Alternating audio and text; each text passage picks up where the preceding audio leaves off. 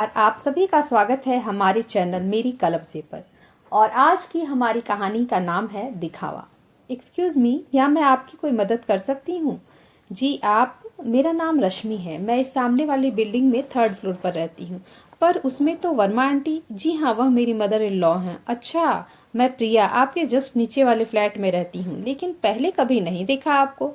हाँ, आंटी जी की बेटी को देखा है, वह बीच बीच में आती हैं उनकी देखभाल के लिए। अरे पर आप अपने कुछ बैग्स तो मुझे पकड़ा दीजिए, आपने कितने सारे थैलों को पकड़ रखा है। No no, it's okay. अरे लाइए भी, कहकर रश्मि प्रिया के हाथों से कुछ शॉपिंग बैग्स ले लेती है। Thank you. असल में सासू माँ की देखभाल के लिए ही मेरे पति ने अपना यहाँ तबादला करवा लिया है। पहले हम मुंबई में रहते थे। अच्छा, यह तो बहुत अच्छा किया आपने। इस उम्र में आंटी जी का अकेले रहना अच्छा नहीं। जी हाँ, इसीलिए हम यहाँ शिफ्ट हो गए हैं। अब तो मिलना होता ही रहेगा, कहकर दोनों औरतें लिफ्ट में घुस जाती हैं। हम सोसाइटी की सारी औरतें शाम को पार्क में वॉकिंग के लिए आती हैं। थोड़ी वॉकिंग भी हो जाती है और एक दूसरे से मिलना भी।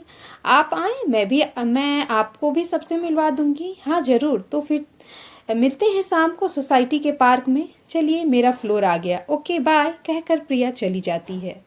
रश्मि भी अगले फ्लोर पर उतरकर अपने घर चली जाती है।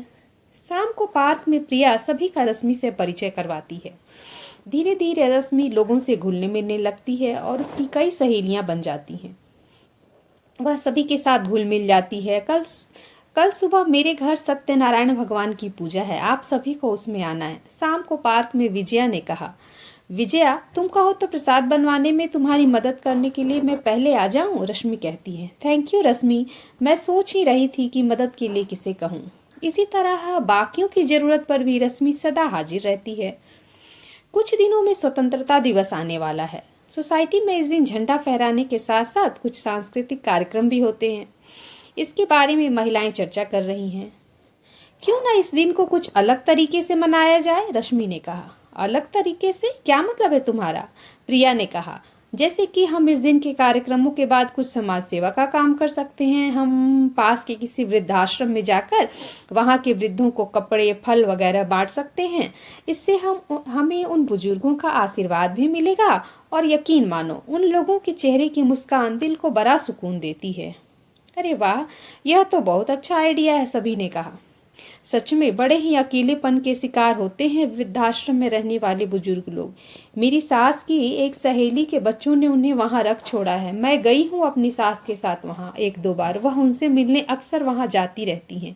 बहुत बुरा लगता है उन लोगों को देखकर, पुष्पा ने कहा। अगर तुम लोग कहो तो हम इस वृद्धाश्रम में चल सकते हैं। हाँ हाँ, क्यों नहीं, हम वहीं चलेंगे। ठीक है, मैं माँ से कह देती हूँ, वह वहाँ के संचालकों से बात कर लें। 15 अगस्त को सभी महिलाएं वृद्धाश्रम जाती हैं और वहां के वृद्धों में कपड़े, फल आदि बांटती हैं। सच बड़ा सुकून मिला यहाँ आकर। रश्मि, तुमने बड़ा अच्छा सुझाव दिया था। इसी तरह कुछ महीने बीत जाते हैं। रश्मि धीरे धीरे महिलाओं के बीच काफी लोकप्रिय होती जाती है। कुछ दिनों के बाद सोसाइटी में महिला समिति का इलेक्शन होने वाला है। प्रिया विचार रखती है कि क्यों न इस बार रश्मि को समिति की अध्यक्ष बनाया जाए। वह काफी परोपकारी और समाज सेवी महिला है। सभी महिलाएं उसकी बात से सहमत हो जाती हैं। तो तय रहा, हम सभी कल शाम रश्मि के घर जाकर यह प्रस्ताव रखेंगे। हाँ, यही ठीक रहेगा, सभी ने कहा। अगले दिन शाम को रश्मि के घर पर। गौरव, आज पीटी में तुम्हारी टीचर कंप्लेन कर रही थी, तुम क्लास में सभी बच्चों से लड़ाई करते हो। नहीं मॉम, मैं नहीं करता, रश्मि के 8 साल के बेटे गौरव ने कहा। तो क्या टीचर झूठ बोल रही थी? मैंने कहा ना, मुझे नहीं पता। बार बार एक ही सवाल क्यों पूछ रहे हो आप? गौरव ने झल्ला कर कहा। एक तो क्लास में सबसे लड़ते हो और ऊपर से ये बदतमीजी। तो मॉम, आप भी तो लड़ते हो, पापा से और दादी माँ से भी तो बदतमीजी से बात करते हो। यह कहकर नीचे खेलने भाग जाता है। देखा तुमने, गौरव कितना बदतमीज होता जा रहा है, मुझसे जुबान लड़ा रहा है। रश्मि ने अपने पति से कहा। देखो रश्मि, मैं उससे बात करूंगा, लेकिन मुझे लगता है बच्चे अपने बड़ों से ही सीखते हैं। कहना क्या चाहते हो तुम, साफ साफ कहो। देखो रश्मि, मैं भी घुमा फिरा कर बातें करने में यकीन नहीं रखता। तुम अपना व्यवहार माँ के साथ सुधारो तो गौरव में भी खुद ही बदलाव आने लगेगा।